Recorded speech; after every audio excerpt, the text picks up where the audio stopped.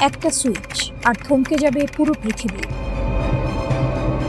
ধরুন আপনি সকালে উঠে দেখলেন পেট্রোল পাম্পে লম্বা লাইন, দাম দ্বিগুণ, শেয়ার বাজার ধসে পড়েছে, কারখানা বন্ধ, বন্দরে জাহাজ আটকা। কারণ মাত্র একটা সিদ্ধান্ত। একটা দেশ একটা জলপথ বন্ধ করে দিয়েছে। সেই দেশটার নাম ইরান। সেই জলপথটার নাম হরমুজ প্রণালী। এবং মার্কিন গোয়েন্দা সংস্থাগুলো এইমাত্র স্বীকার করে নিয়েছে তেহরানের হাতে এই সুইচ এখন বাস্তবে আছে।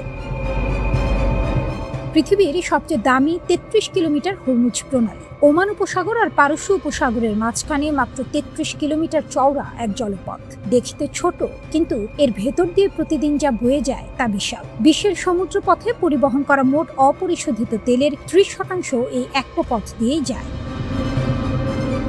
সৌদি আরব, সংযুক্ত আরব আমিরাত, কুয়েত, ইরাক, কাতার, এই অঞ্চলের প্রতিটি বড় তেল রফতানিকারক দেশের জাহাজ এই পথে চলে। ইউরোপ, এশিয়া, আমেরিকা সবার জ্বালানির লাইন এই একটি গলিপথের উপর নির্ভরশীল। এই পথ বন্ধ হলে বিকল্প নেই। পাইপলাইন আছে কিন্তু পর্যাপ্ত নয়। অন্য সমুদ্রপথ আছে কিন্তু 1000 কিলোমিটার ঘুরতে হবে। তার মানে সময় বাড়বে, খরচ বাড়বে, আর তেলের দাম আকাশ ছোঁয়া।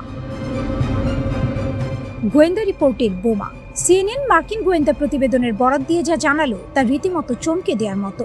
ইরান শুধু হুমকি দেয়নি, তারা প্রমাণ করেছে চলমান সংঘাতের মাঝেও তারা হরমুজের প্রবেশপথ অবরুদ্ধ করার সক্ষমতা রাখে। এটার তাত্ত্বিক কোনো আলোচনা নয়, এটা কার্যত যাচাই করা বাস্তবতা। গোয়েন্দা মহলের ভাষাটা আরো কঠিন। হরমুজের ওপর ইরানের এই নিয়ন্ত্রণ পারমাণবিক বোমার চেয়েও বেশি কার্যকর অস্ত্র। কারণ পারমাণবিক বোমা ব্যবহার করলে ইরান নিজেও ধ্বংস হবে, কিন্তু হরমুজ বন্ধ করলে পুরো পৃথিবী পুড়বে আর ইরান বসে দেখবে। তেহরানের নতুন চাল। দশকের পর দশক ধরে পশ্চিমা দুনিয়া ইরানকে চাপ দিয়েছে, অবরোধ দিয়ে, হুমকি দিয়ে, এক ঘরে করে। তেহরান এতদিন পাল্টা দিয়েছে মিত্রদের মাধ্যমে, হামাস, হিজবুল্লাহ, হুতি। কিন্তু এখন সমীকরণ বদলে গেছে। হরমুজের এই সক্ষমতা ইরানকে দিয়েছে সরাসরি দর কষাকষির হাতিয়ার। আন্তর্জাতিক যে কোনো আলোচনার টেবিলে তেহরান এখন ঢুকবে নতুন দাপটে। অবরোধ তুলে নাও, না হয় দেখো কি হয়। এটাই এখন তাদের কার্ড।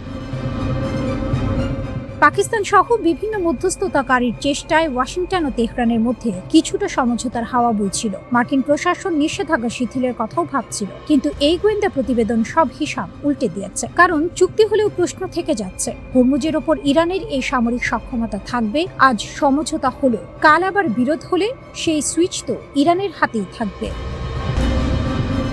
ওয়াশিংটনের ঘুম কেড়েছে যা, সত্যিকারের বিপদ এখানে। আমেরিকা দীর্ঘদিন ধরে ইরানের পারমাণবিক কর্মসূচি নিয়ে মাথা ঘামিয়েছে। পরমাণু বোমা যেন তেহরানের হাতে না পড়ে, এটা ছিল মার্কিন নীতির কেন্দ্রে। কিন্তু এখন পেন্টাগন ও সিআইএ বুঝতে পারছে, পরমাণু বোমার চেয়ে কম বিপদজনক নয় হরমুজের চাবিকাঠি। পারমাণবিক কর্মসূচি আটকানো যায় বোমা মেরে, নিষেধাজ্ঞা দিয়ে, চাপ দিয়ে। কিন্তু হরমুজকে আটকাবেন কিভাবে? মার্কিন নৌবাহিনী সেখানে আছে, কিন্তু একটি পূর্ণ সংঘর্ষ ছাড়া ইরানকে থামানো যাবে না। আর সেই সংঘর্ষের মূল্য দিতে পুরো পৃথিবী রাজি নয়। ইরান সেটা ভালোভাবেই জানে।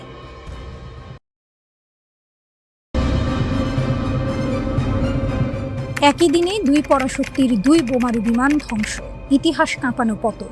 একদিন দুটো দেশ, দুটো বিধ্বংসী বোমারু বিমান আর দুটো ধ্বংসস্তূপ। সিনেমার গল্প নয়, এটা বাস্তব। পৃথিবীর দুই প্রান্তে, একদিকে আমেরিকার মরুভূমি, অন্যদিকে রাশিয়ার সাইবেরিয়ার ঘন জঙ্গল। একই দিনে গর্জন থেমে গেল দুই দানবীয় আকাশযানের। ঘটনাটা এতটাই অবিশ্বাস্য যে প্রতিরক্ষা বিশেষজ্ঞরা পর্যন্ত থমকে গেছেন। ক্যালিফোর্নিয়া থেকে শেষ উড়ান। Edwards air force base, California. আমেরিকার বিখ্যাত B-52 স্ট্র্যাটোফোর্ট্রেস স্নায়ুযুদ্ধের সেই কিংবদন্তি বোমারু বিমান রানওয়ে ছেড়ে আকাশে উঠল। পাইলটরা জানতেন না এটাই শেষবার। টেক অফের পরপরই যান্ত্রিক ত্রুটি, বিমান নিয়ন্ত্রণ হারালো। বিশাল দেহে সেই যান মাটির দিকে ছুটল তীর বেগে। মরুভূমির বালিতে আছড়ে পড়ল আগুনের কুণ্ডলী হয়ে। 8 জন সামরিক সদস্য, কেউ ফেরেননি। পুরো আমেরিকা স্তব্ধ।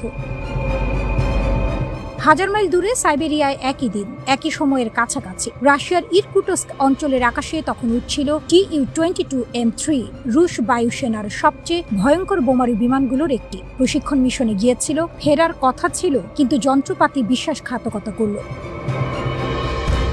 হঠাৎ বিকলতা, বিমান নিচের দিকে নামতে শুরু করলো হুড়মুড়িয়ে। পাইলটের চোখের সামনে ভেসে উঠল মৃত্যুর ছবি। কিন্তু এখানে ভাগ্য সহায় ছিল। মাটিতে আছড়ে পড়ার আগেই 4 ক্রু সদস্য সফলভাবে ইজেক্ট করলেন। সাইবেরিয়ার ঘন জঙ্গলে প্যারাশুটে নেমে প্রাণ বাঁচালেন। বিমান গেছে, মানুষ বেঁচেছে।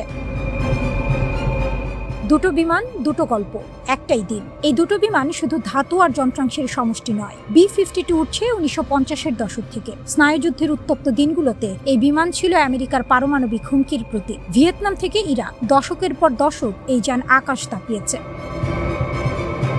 Tu-22M3 ন্যাটোর কাছে পরিচিত ব্যাকফায়ার নামে। রাশিয়ার দূরপাল্লার আঘাত হানার মূল হাতিয়ার, পারমাণবিক বোমা বহনে সক্ষম। ইউক্রেন যুদ্ধেও সক্রিয় ভূমিকা রেখেছে এই বহর। এই দুটো বিমান একে অপরের শক্তির পরিমাপক হয়ে দাঁড়িয়েছিল দশকের পর দশক, আর সেই দুটোই একই দিনে ধুলোয় মিশে গেল। প্রশ্ন যা এখন সবার মুখে, তদন্তকারীরা এখন চুলচেরা বিশ্লেষণে মগ্ন। আমেরিকার প্রশ্ন, B-52 এর নিরাপত্তা ব্যবস্থা কি ফাঁক ছিল? এত পুরনো বিমান কি আর নির্ভরযোগ্য? রাশিয়ার প্রশ্ন, Tu-22M3 বহরের রক্ষণাবেক্ষণ কি যথেষ্ট? ইউক্রেন যুদ্ধের চাপে কি প্রযুক্তিগত ফাটল ধরছে? দুটো দেশ, দুটো ভিন্ন প্রশ্ন, কিন্তু উদ্বেগটা একই। বিশাল শক্তি, বিশাল দায়িত্ব আর বিশাল দুর্বলতা। এটা কি নিছক কাকতালীয়, নাকি দুই বহরেই গভীর কারিগরি সংকট লুকিয়ে আছে? ইতিহাসের বিরল পতন। সামরিক ইতিহাসে এমন ঘটনা বিরল। দুই পরাশক্তির দুই প্রতীকী অস্ত্র একই দিনে ধ্বংস। এটা নিছক দুর্ঘটনার যোগফল নয়, এটা একটি সতর্কবার্তা। প্রযুক্তি যতই আধুনিক হোক, যন্ত্র যতই নিখুঁত হোক, আকাশে একবার কিছু ভুল হলে নিচে নেমে আসতে সময় লাগে না। B-52 এর ধ্বংসাবশেষ পড়ে আছে ক্যালিফোর্নিয়ার মরুভূমিতে। Tu-22M3 এর ভাঙা কাঠামো ছড়িয়ে আছে সাইবেরিয়ার জঙ্গলে। দুটোই নীরব, দুটোই সাক্ষী সেই এক অদ্ভুত দিনের, যেদিন পৃথিবীর দুই পরাশক্তির দম্ভ একসাথে মাটিতে মিশে গিয়েছিল। তদন্তের রিপোর্ট আসবে, কারণ জানা যাবে, কিন্তু এই সমাপতন, এই বিরল মর্মান্তিক সমাপতন সামরিক ইতিহাসের পাতায় লেখা থাকবে চিরকাল।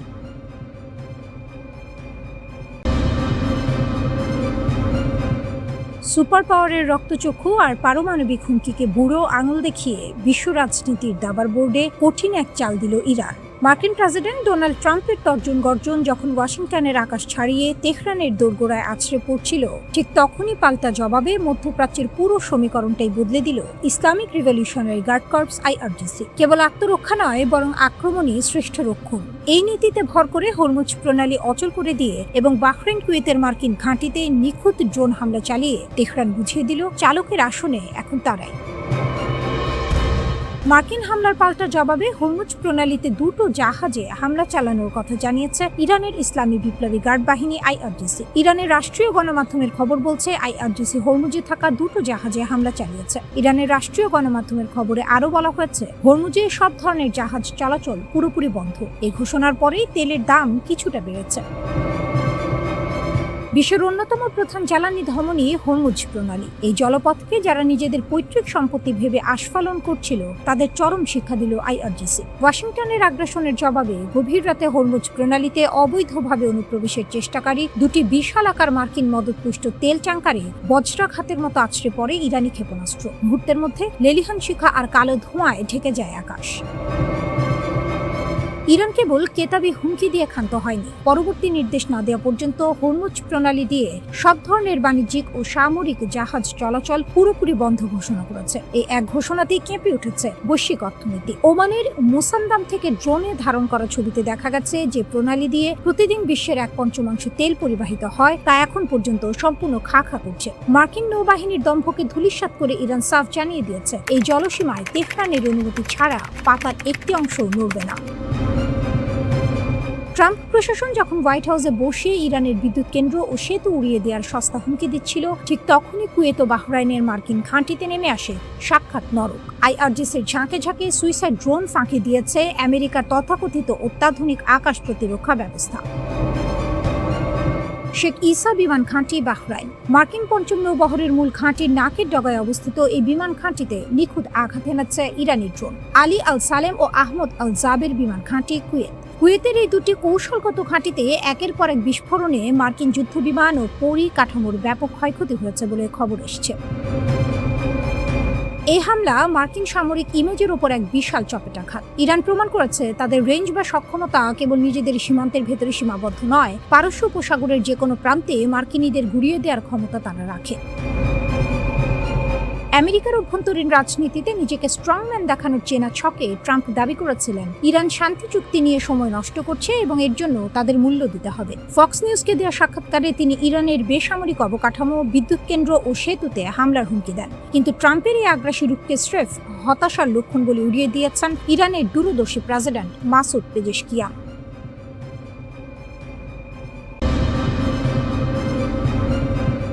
জিরো আওয়ার, লঞ্চারগুলো প্রস্তুত। ইরানের সর্বোচ্চ নেতার উপদেষ্টা আলী আকবর বেলায়েতি বললেন, জিরো আওয়ার এসে গেছে। সংক্ষিপ্ত বার্তা, কিন্তু বিস্ফোরণের মতো ছড়িয়ে পড়েছে রাজধানী থেকে রাজধানীতে। প্রশ্ন একটাই, এরপর কি? সিদ্ধান্তের মুহূর্ত।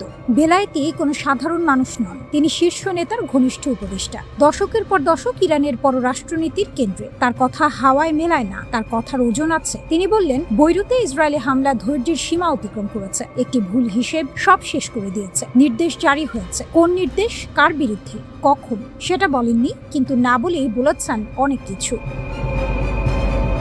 Hezbollah, axis of resistance. বেলায়েতির কথার মর্ম বুঝতে হলে একটা নাম মাথায় রাখতে হবে, হিজবুল্লাহ। ইরান তাদের শুধু মিত্র মনে করে না, তারা এক্সিস অফ রেজিস্ট্যান্সের অংশ। একই জোটে হুতি, ইরাকি মিলিশিয়া, সিরিয়ার সশস্ত্র গোষ্ঠী। ইরানি নেতৃত্বে একটি আঞ্চলিক প্রতিরোধ কাঠামো। লেবানন ইসরায়েল যখন হামলা চালায়, ইরানের কাছে সেটা শুধু একটি দেশের সমস্যা নয়, সেটা পুরো জোটের গায়ে আঘাত। বেলায়েতি পরিষ্কার করে বলেছেন, লেবানন জ্বললে আগুন সীমান্তে আটকাবে না। দুটো প্রণালী, একটি দুনিয়া। ইরানের হাতে অস্ত্র আছে, মিসাইল আছে, ড্রোন আছে, কিন্তু সবচেয়ে ধারালো অস্ত্র হয়তো অন্যটা, হরমুজ প্রণালী, বাব আল মান্দাব প্রণালী। এই দুই জলপথ দিয়ে প্রতিদিন বয়ে যায় বিশ্বের বিশাল অংশের জ্বালানি। উপসাগরীয় তেল ইউরোপে যায় এই পথে। এশিয়ার কারখানা চলে এই পথের উপর ভর করে। ইরান যদি এই প্রণালী বন্ধ করে দেয়, তাহলে কি হবে? তেলের দাম আকাশ ছোঁবে, শিপিং রুট বদলে যাবে, বৈশ্বিক সাপ্লাই চেইনে ভূমিকম্প। বেলায়েতি এটাকে বললেন কৌশলগত শ্বাসরোধ, মানে শত্রুর অর্থনৈতিক ধমনী চেপে ধরা, বুলেট ছাড়াই যুদ্ধ। এটা হুমকি নয়, এটা রণনীতি। ইসরায়েলের হিসেব। ইসরায়েল জানে ইরান কি করতে পারে। 2024 সালে ইরান সরাসরি ইসরায়েলের ড্রোন ও মিসাইল ছুড়েছিল। সেটা ছিল ইতিহাসে প্রথমবার। প্রায় 300টি অস্ত্র পাঠিয়েছিল তেহরান, বেশিরভাগ আটকে গেছে, কিন্তু বার্তা পৌঁছে গেছে। এখন পরিস্থিতি আরো জটিল। গাজায় যুদ্ধ চলছে, লেবানন জ্বলছে, হুতিরা লোহিত সাগরে জাহাজে হামলা চালাচ্ছে। ইরানের প্রক্সি নেটওয়ার্ক সক্রিয় চারদিকে। এই মুহূর্তে বেলায়েতির বার্তা, লঞ্চারগুলো প্রস্তুত। তেল আবিব এই বার্তা হালকাভাবে নেওয়ার সুযোগ নেই। যুদ্ধ নাকি রাজনীতি? বিশ্লেষকরা বলছেন, এটা সরাসরি যুদ্ধের ঘোষণা নয়, এটা চাপ তৈরির কৌশল। কূটনৈতিক মঞ্চে ইরানের অবস্থান শক্ত করার চেষ্টা, আন্তর্জাতিক সম্প্রদায়কে বলা আমাদের উপেক্ষা করা যাবে না। কিন্তু এখানেই বিপদ। কৌশলগত বার্তা আর বাস্তব যুদ্ধের মাঝের দূরত্ব কমে আসছে। একটা ভুল সিদ্ধান্ত, একটা অতিরিক্ত হামলা, একটা ভুল হিসেব, আর সব উল্টে যেতে পারে। মধ্যপ্রাচ্যের ইতিহাস বলে, এখানে আগুন একবার লাগলে নেভানো কঠিন। আমেরিকা মধ্যস্থতার চেষ্টা করছে, কিন্তু টেবিলের বাইরে ইরান মিসাইল প্রস্তুত করছে। ইউরোপ নার্ভাস, কারণ হরমুজ বন্ধ হলে ইউরোপের জ্বালানি সংকট অনিবার্য। চীন ও রাশিয়া পরিস্থিতি দেখছে, তারা ইরানের পাশে থাকবে কতটুকু, সেটাই প্রশ্ন। আর ইসরায়েল, তারা প্রস্তুত সবসময়ের মতোই। মধ্যপ্রাচ্য এখন একটি দাবার বোর্ড, প্রতিটি ঘুঁটি সাজানো, প্রতিটি খেলোয়াড় অপেক্ষায়। ইরান বলছে জিরো আওয়ার। সেই ঘড়ির কাঁটা কখন শূন্যে পৌঁছবে, সেটাই এখন পৃথিবীর সবচেয়ে বড় প্রশ্ন।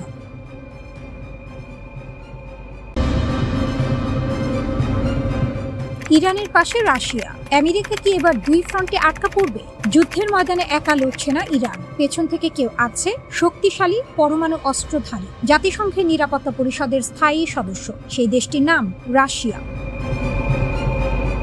শুরুটা কোথায়? হরমুজ প্রণালী। একটি মার্কিন সামরিক হেলিকপ্টার টহল দিচ্ছিল, হঠাৎ ড্রোন হামলা, হেলিকপ্টার ভূপাতিত। ট্রাম্প সরাসরি ইরানকে দোষী বললেন প্রতিশোধ নেওয়া হবে, কথা রাখলেন। মার্কিন সামরিক বাহিনীর সেন্ট্রাল কমান্ড বা সেন্টকম ঘোষণা দিল, বন্দর আব্বাস, কেশম দ্বীপ ও জাস এলাকায় ইরানের বিমান প্রতিরক্ষা ব্যবস্থা ও রাডার স্টেশনে আঘাত করা হয়েছে।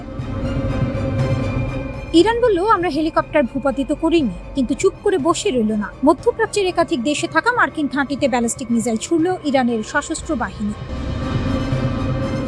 আগুনে আগুন, রাশিয়া মাঠে নামলো। এবার নড়ে চড়ে বসল মস্কো। রাশিয়ার পররাষ্ট্র মন্ত্রণালয়ের মুখপাত্র মারিয়া জাখারোভা সাংবাদিকদের সামনে দাঁড়িয়ে সরাসরি বললেন, ইরানের বিরুদ্ধে বিনা উস্কানিতে মার্কিন ইসরায়েলি আগ্রাসন চলছে। রাশিয়া অত্যন্ত উদ্বিগ্ন। শুধু উদ্বেগ নয়, দুই পক্ষকে সংযম দেখাতে বললেন। সামরিক হামলা অবিলম্বে বন্ধ করার আহ্বান জানালেন, কিন্তু মনে রাখবেন, রাশিয়া যখন সংযম বলে, তখন আসলে বলে আমেরিকা থামো। আল জাজিরা এই খবর বিশেষভাবে তুলে ধরেছে। রাশিয়া শুধু কথায় থামেনি, এটা নতুন কিছু নয়। যুদ্ধ শুরুর প্রথম দিন থেকেই রাশিয়া ইরানের পাশে, শুধু বিবৃতি নয়, গোয়েন্দা তথ্য দিয়েছে, প্রযুক্তি সহায়তা দিয়েছে, সামরিক সরঞ্জাম সরবরাহ করেছে। মার্কিন ইসরায়েল জোটের বিরুদ্ধে ইরান যতটুকু লড়তে পেরেছে তার পেছনে রাশিয়ার হাত আছে। এই সমর্থন না থাকলে ইরান কতদিন টিকত সেটা নিয়ে প্রশ্ন আছে। কেন রাশিয়া ইরানের পক্ষে? বিশ্লেষকরা সহজ করে বলছেন, ইরান ও রাশিয়ার একটাই শত্রু, আমেরিকা। দুই দেশই মার্কিন নেতৃত্বাধীন বিশ্ব ব্যবস্থার বিরুদ্ধে, দুই দেশই পশ্চিমা নিষেধাজ্ঞার শিকার, দুই দেশই চায় মধ্যপ্রাচ্য থেকে মার্কিন প্রভাব সরে যায়। পুতিন আগে পরিষ্কার করে দিয়েছেন, মস্কো আর তেহরানের সম্পর্ক একটি কৌশলগত অগ্রাধিকার। মানে এটা শুধু বন্ধুত্ব নয়, এটা রণনীতি। এবার সেই রণনীতির হিসাবটা বুঝুক। ইরান যদি আমেরিকার কাছে হেরে যায় তাহলে মধ্যপ্রাচ্যে মার্কিন আধিপত্য আরো শক্তিশালী হবে। পরের টার্গেট হতে পারে রাশিয়ার মিত্ররা, এমনকি একদিন রাশিয়া নিজেও। তাই ইরানের হেরে যাওয়া মানে রাশিয়ারও হেরে যাওয়া, এটা পুতিন ভালো বোঝেন। বিশ্বযুদ্ধের গন্ধ। এখন প্রশ্ন হলো, এই সংঘাত কি মধ্যপ্রাচ্যের সীমানা ছাড়িয়ে যাবে? একদিকে আমেরিকা আর ইসরায়েল, অন্যদিকে ইরান আর রাশিয়া। চীনও চুপ করে দেখছে, নিজের হিসাব কষছে। হরমুজ প্রণালী বন্ধ, বিশ্ব তেল বাজার অস্থির, মার্কিন সামরিক ঘাঁটিতে মিসাইল পড়ছে। এই পরিস্থিতিতে রাশিয়া যদি শুধু বিবৃতি দিয়েই থেমে না থাকে, যদি আরো সক্রিয় ভূমিকায় নামে, তাহলে ছবিটা সম্পূর্ণ বদলে যাবে। আমেরিকা তখন দুই ফ্রন্টে আটকা, একদিকে মধ্যপ্রাচ্যে ইরান, অন্যদিকে পরোক্ষভাবে রাশিয়ার চাপ। এরপর কি হবে কেউ নিশ্চিত করে বলতে পারছে না, কিন্তু একটা কথা নিশ্চিত, এই লড়াই এখন শুধু ইরান বনাম আমেরিকার লড়াই নয়, এটা দুটো বিশ্ব ব্যবস্থার সংখ্যা। একদিকে মার্কিন নেতৃত্বাধীন পশ্চিমা জোট, অন্যদিকে রাশিয়া ইরানের ঐক্য।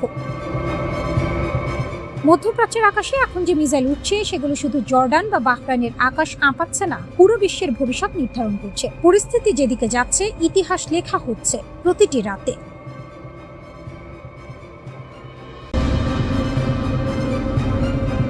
আমেরিকা মিথ্যা বলছে, প্রমাণ দিল ইরান। ওয়াশিংটন বলছিল সব মিসাইল আটকে দেওয়া হয়েছে, ইরান বলল দেখো, একটি ছবি, দুটো ছবি, ধ্বংসস্তূপ, পুড়ে যাওয়া রাডার, পুড়ে যাওয়া রেডন। কুয়েতের আলী আল সালেম এয়ারবেস, বাহরাইনের সামরিক স্থাপনা, আমেরিকার আর্লি ওয়ার্নিং সিস্টেম মাটিতে। ইরান শুধু হামলা করেনি, প্রমাণ সংরক্ষণ করেছে। যে ছবিতে কাঁপল পেন্টাগন। কেনিয়ায় ইরানি দূতাবাস, এক্সে একটি পোস্ট, আগে পরের দুটো ছবি। আগে আলী আল সালেম এয়ারবেজের ASR 1000 আর্লি ওয়ার্নিং রাডার বহাল তবিয়তে দাঁড়িয়ে, পরে ধ্বংসস্তূপ। দ্বিতীয় ছবিতে বাহরাইনের সামরিক স্থাপনা, বিশাল সাদা গোলাকার রেডম, যেটা সেন্সিটিভ রাডার সরঞ্জাম রক্ষা করে, সেটা নেই, উড়ে গেছে। TPS-59 আর্লি ওয়ার্নিং রাডার ধ্বংস। ইরান ক্যাপশনে লিখল, keep lying boys, the only thing getting obliterated is your credibility. মিথ্যা বলতে থাকো, তোমাদের বিশ্বাসযোগ্যতাই শুধু ধ্বংস হচ্ছে। এই রাডারগুলো কতটা গুরুত্বপূর্ণ, সাধারণ কোনো সামরিক সরঞ্জাম নয়। ASR 1000 এবং TPS-59 এগুলো গোটা উপসাগরীয় অঞ্চলের প্রতিরক্ষার চোখ। আকাশে শত্রু বিমান এলে এরা টের পায়, ড্রোন ধরে, ব্যালিস্টিক মিসাইল ট্র্যাক করে। এই চোখ এখন বন্ধ। আমেরিকা যদি সত্যি সব মিসাইল আটকে দিত, তাহলে এই রাডার ধ্বংস হলো কিভাবে? এই প্রশ্নের উত্তর ওয়াশিংটনের কাছে নেই। কোথা থেকে শুরু হলো এই যুদ্ধ? ঘটনাক্রম বুঝতে হবে। আমেরিকার একটি অ্যাপাচি অ্যাটাক হেলিকপ্টার ভূপাতিত হলো। পাল্টা জবাবে মার্কিন বাহিনী দক্ষিণ ইরানে dozen dozen Tomahawk cruise missile ছুড়ল। ইরানের air defence system, ground control station, Hormuz প্রণালীর কাছের রাডার সাইট, সব টার্গেট। ইরান চুপ করে বসে রইল না। 10 জুন রাতে IRGC ঘোষণা দিল, শুরু হলো প্রথম ধাপের বড় আক্রমণ, মিসাইল, ড্রোন একসাথে। এক রাতে 18টি টার্গেট। IRGCর দাবি, একটি অভিযানে 18টি আমেরিকান স্থাপনায় আঘাত। কুয়েতের আলী আল সালেম এয়ারবেস, আহমেদ আল জাবের এয়ারবেস, বাহরাইনের শেখ ঈশা এয়ারবেস, উত্তর ইরাকের হারির এয়ারবেস, জর্ডানের একটি এয়ারবেসে F-35 হ্যাঙ্গার। এমনকি বাহরাইনে মার্কিন নৌবাহিনীর 5ম ফ্লিটের সদর দফতর লক্ষ্য করে সুইসাইড ড্রোন পাঠানো হয়েছে। পার্সিয়ান উপসাগর থেকে ইরাক, জর্ডান থেকে বাহরাইন, ইরানের আঘাত ছড়িয়ে পড়েছে পুরো অঞ্চল জুড়ে। IRGC aerospace commander major general Majid Mousavi বললেন, গোটা অঞ্চলকে নরক বানিয়ে দিতে হবে। আমেরিকা কি বলছে? US সেন্ট্রাল কমান্ড বলছে তাদের অভিযান ছিল প্রতিরক্ষামূলক, ট্রাম্পের নির্দেশে পরিচালিত। কিন্তু রাডার ধ্বংসের ছবি নিয়ে, কুয়েত বাহরাইনে ক্ষয়ক্ষতির দাবি নিয়ে নীরবতা। IAEA এর মহাপরিচালক রাফায়েল মারিয়ানো গ্রোসি সাম্প্রতিক এক সাক্ষাৎকারে সতর্ক করে দিয়ে বলেন, যদি ইরান পারমাণবিক অস্ত্র বানানোর সিদ্ধান্ত নেয়, তাহলে এখনকার ইউরেনিয়ামের মজুদ দিয়ে 10টি বোমা বানিয়ে ফেলতে পারবে। তবে সূত্র দুটি আরও জানিয়েছে ইরানের সমৃদ্ধ করা ইউরেনিয়ামের মজুদ কোথাও আছে সেটা জানার বিষয়ে মার্কিন গোয়েন্দারা আত্মবিশ্বাসী, আর এই আত্মবিশ্বাসের কারণ আকাশপথে নিরবিচ্ছিন্ন নজরদারি।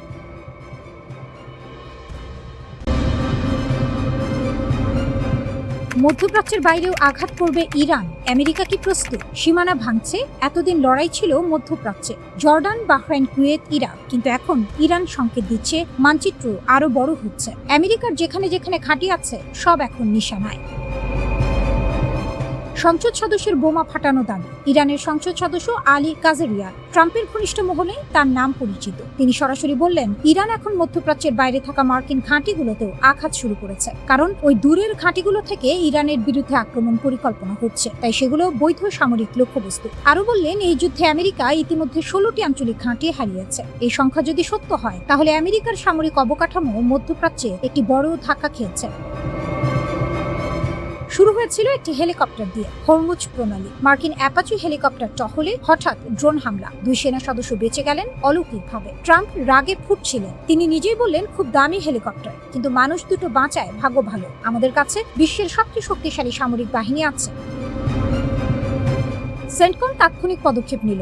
বন্দর আব্বাস, কেশমদ্বীপ ও জাস্ক এলাকায় ইরানের বিমান প্রতিরক্ষা ব্যবস্থা, ground control station, radar site সব ধ্বংস। সেন্টকম বলল এটা আত্মরক্ষামূলক আনুপাতিক জবাব, ইরান বলল এটা আগ্রাসন। MQ-9 ভূপাতিত সরাসরি ক্যামেরায়। এরপর ইরান একটা কাজ করলো যা পুরো বিশ্বকে চমকে দিল। IRGC নাটকীয় ফুটেজ প্রকাশ করলো। আমেরিকার MQ-9 reaper drone crore crore ডলারের সার্ভেইলেন্স মেশিন বুশেহর প্রদেশের আকাশে ট্র্যাক করা হলো, নিশানা নেওয়া হলো, ধ্বংস করা হলো, সব ক্যামেরায় ধরা। বার্তাটা স্পষ্ট, আমেরিকার সামরিক সম্পদ এখন আর অস্পৃশ্য নয়। জর্ডানে F-35 হ্যাঙ্গার উড়িয়ে দেওয়ার দাবি IRGC বিবৃতি দিল। আল আজরা এয়ারবেস, জর্ডান। দীর্ঘ পাল্লার সলিড ফুয়েল মিসাইল, 4টি গুরুত্বপূর্ণ লক্ষ্যবস্তু। কি ছিল সেই লক্ষ্যবস্তু?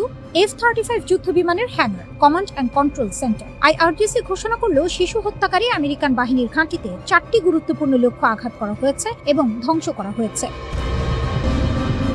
এর আগে 21টি লক্ষ্যবস্তুতেও আঘাতের দাবি করেছে ইরান। একই সাথে বাহরাইনের 5th ফ্লিট হেডকোয়ার্টার, কুয়েতের একাধিক এয়ারবেস, ইরাকের হারার ঘাঁটি। ইরান বলছে সব নিশানায়। ইরানের হুঁশিয়ারি, পরিণতির দায় আমেরিকার। ইরানের কাটামারিয়া সেন্ট্রাল হেডকোয়ার্টার আনুষ্ঠানিক বিবৃতি দিল, মিথ্যা অজুহাতে হামলা চালানো সন্ত্রাসী। মার্কিন বাহিনী যদি আবার ইরানে আগ্রাসন করে, আঞ্চলিক লক্ষ্যবস্তুর তালিকায় থাকা নির্ধারিত সব ঘাঁটিতে আরও ভয়ঙ্কর ও ব্যাপক হামলা চালানো হবে। পরিণতির সম্পূর্ণ দায় আমেরিকার।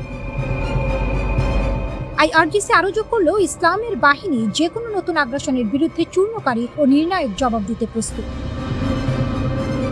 জর্ডান কি ভুল করল? কাজেরিয়ান একটা বিপজ্জনক কথা বললেন। জর্ডান আমেরিকাকে তার আকাশসীমা ও সামরিক ঘাঁটি ব্যবহার করতে দিয়েছে। এটা করে জর্ডান নিজেই সংঘাতের পক্ষ হয়ে গেছে, তাই জর্ডানও বৈধ লক্ষ্যবস্তু। এটা শুধু কথার কথা নয়, মিসাইল ইতিমধ্যে পড়েছে। এরপর কোথায় যাচ্ছে এই যুদ্ধ?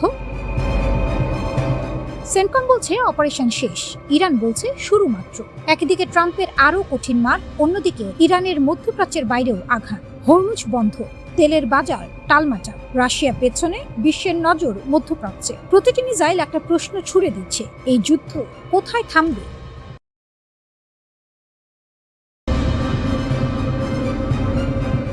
স্টেলথ মিথ ভেঙে দিল ইরান। F-35 ভূপাতিত করার সেই ঐতিহাসিক গল্প রাত তখন ঠিক 2টা। ইরানের আকাশ প্রতিরক্ষা রাডারে একটি সংকেত ধরা পড়ল। সংকেতটি চেনা, কিন্তু এই মুহূর্তে এটা দেখে বিশ্বাস হচ্ছিল না। আমেরিকার F-35, পৃথিবীর সবচেয়ে অত্যাধুনিক যুদ্ধ বিমান, যাকে অদৃশ্য বলা হয়, যাকে অধরা বলা হয়, যার পেছনে খরচ হয়েছে কোটি কোটি ডলার। সেই বিমান এখন ইরানের নিশানায়। ইরানের তরুণ আকাশ প্রতিরক্ষা সেনা একটি বোতামে আঙুল রাখলেন, তারপর ছুটে গেল ক্ষেপণাস্ত্র। আমেরিকা বলেছিল F-35 অপ্রতিরোধ, লকহিড মার্টিন বলেছিল এই বিমান রাডার ফাঁকি দেয়, ন্যাটো বলেছিল এই প্রযুক্তির সামনে কেউ টিকবে না। সব দাবি এক রাতে ধুলোয় মিশে গেল। ইরানের এক জ্যেষ্ঠ আকাশ প্রতিরক্ষা কর্মকর্তা টেলিভিশনে বসে সরাসরি ঘোষণা করলেন তারা সফলভাবে একটি মার্কিন F-35 লাইটনিং II বিমানে আঘাত এনেছেন। তিনি বললেন, এই মুহূর্তটি কেবল কৌশলগত সাফল্য নয়, এটি একটি প্রতীকী বিজয়। স্টেলথের কিংবদন্তি আজ শেষ হয়ে গেছে। সেই রাতের পর লকহিড মার্টিনের শেয়ার বাজারে ধস নামল। সেই রাতে ঠিক কি হয়েছিল? মার্চ মাসে একটি ভিডিও ভাইরাল হলো। উড়ন্ত অবস্থায় একটি F-35 বিমানে আঘাত লাগছে। ভিডিওটি ছড়িয়ে পড়লো সারা বিশ্বে। এরপর মার্কিন সেন্ট্রাল কমান্ড নিজেই স্বীকার করলো ইরানের আকাশসীমায় একটি F-35 জরুরি অবতরণ করতে বাধ্য হয়েছে। ঠিক কী কারণে এই ঘটনা ঘটলো তা এখনো আনুষ্ঠানিকভাবে নিশ্চিত হয়নি, কিন্তু সামরিক বিশ্লেষকদের মাথায় একটাই প্রশ্ন, ইরানের কাছে কি সত্যি এমন কোনো গোপন অস্ত্র আছে? গোপন অস্ত্রের পরিচয় 358 এবং 359। সামরিক বিশ্লেষকরা দুটি নামের দিকে আঙুল তুলছেন, 358 এবং 359। এই দুটি অস্ত্র সাধারণ ক্ষেপণাস্ত্র নয়, এগুলো ড্রোন আর ক্ষেপণাস্ত্রের এক অদ্ভুত সংমিশ্রণ। প্রতিরক্ষা বিশ্লেষকরা এদের বলছেন লয়টারিং মিউনিশন বা ঘোরাফেরা করা মারণাস্ত্র। 358 হলো ছোটটি, দৈর্ঘ্য প্রায় 9 ফুট, ওজন 50 কেজি, গতিবেগ ঘন্টায় 640 কিলোমিটার, পাল্লা 97 কিলোমিটার। 359 হলো বড়টি, 358 এর দ্বিগুণ আকার, পাল্লা 161 কিলোমিটার, উচ্চতায় উঠতে পারে 30,000 ফুট পর্যন্ত, গতি ঘন্টায় 965 কিলোমিটার। কিন্তু এদের আসল শক্তি সংখ্যায় নয়, কৌশলে। এই অস্ত্রগুলো নির্দিষ্ট লক্ষ্যে সরাসরি ছোটে না, বরং আকাশে ঘুরতে থাকে, অপেক্ষা করে, ইনফ্রারেড সেন্সর দিয়ে বিমানের ইঞ্জিনের তাপ শনাক্ত করে। ড্রোন হোক, হেলিকপ্টার হোক, যুদ্ধ বিমান হোক, যে কোনো লক্ষ্যের তাপ সংকেত ধরলেই স্বয়ংক্রিয়ভাবে ধেয়ে যায়, আঘাত করে, ধ্বংস করে। এরই মধ্যে মার্কিন MQ-9 রিপার ড্রোনের বিরুদ্ধে এই অস্ত্রের কার্যকারিতা প্রমাণিত। এবার প্রশ্ন উঠেছে, F-35 কি এর সামনে নিরাপদ নয়? ইরানের কর্মকর্তার ভাষ্য, সেই রাতের সাক্ষী ইরানি কর্মকর্তা ক্যামেরার সামনে বললেন, F-35 এর অবস্থান আমাদের কাছে সম্পূর্ণ স্পষ্ট ছিল, আমরা প্রতিটি নড়াচড়া অনুসরণ করছিলাম, গুলি চালানোর সুযোগ ছিল নিখুঁত। তিনি আরো বললেন, বিমানটিতে আঘাত লাগার মুহূর্তটি ছিল অবর্ণনীয়। লকহিড মার্টিনের অহংকার সেই রাতে মাটিতে নেমে এসেছে।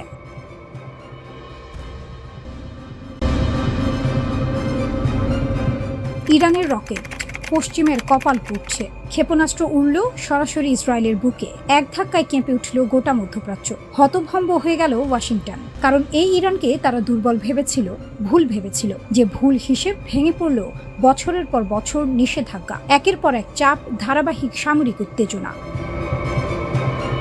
ইসরায়েলি যুক্তরাষ্ট্রের একটি অংশ মনে করেছিল তেহরান ভেঙে পড়বে, শুধু একটু আরও চাপ দিলেই হবে। বৈরুতের দক্ষিণে হামলা হলো, হিজবুল্লাহর ঘাঁটিতে আঘাত পড়ল, ইরান চুপ করে থাকলো না, পাল্টা জবাব এলো সরাসরি ইসরায়েলের ভেতরে, দ্রুত, নির্ভুল, শক্তিশালী। সেই মুহূর্তে একটাই বার্তা গেল দুনিয়াকে, ইরানের সামরিক অবকাঠামো ভাঙেনি, বরং আরো শানিত হয়েছে।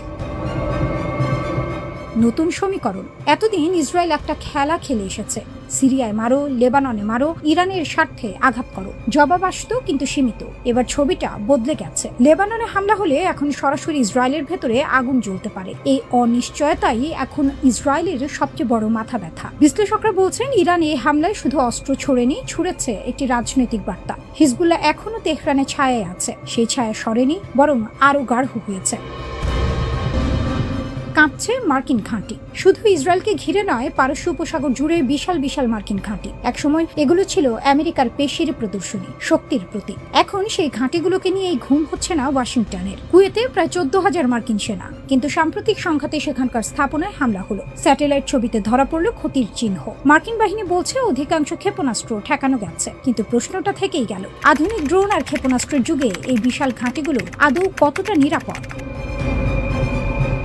ইন্টারসেপ্টর ফুরিয়ে আসছে, এখানেই সবচেয়ে ভয়ের কথাটা। ক্ষেপণাস্ত্র ঠেকাতে দরকার ইন্টারসেপ্টর। যুদ্ধের শুরুতেই দেখা গেল সেটা দ্রুত কমে আসছে। প্রতিটা ঘাঁটি পূর্ণ সুরক্ষা দিতে হলে লাগবে বিপুল অস্ত্র ভান্ডার। সেটা দীর্ঘমেয়াদে কঠিন, ব্যয়বহুল, প্রায় অসম্ভব। তাই কৌশল বদলাচ্ছে আমেরিকা। বড় স্থায়ী ঘাঁটির বদলে এখন ভাবনা চলছে ছোট, ছড়িয়ে ছিটিয়ে থাকা, দ্রুত সরানো যায় এমন ঘাঁটি নিয়ে। সৌদি আরবের লোহিত সাগর উপকূলে LSA জেনকিন্স ঘাঁটির গুরুত্ব হঠাৎ বেড়েছে সেই কারণে। ওমানের মডেলও আলোচনা, সেখানে বড় স্থায়ী ঘাঁটি নেই। চুক্তিতে বন্দর ও আকাশপথ ব্যবহারের সুযোগ আছে। সংঘাতে ওমান তুলনামূলক নিরাপদ থেকেছে। অনেকেই বলছেন ভবিষ্যতের পথ হয়তো এটাই।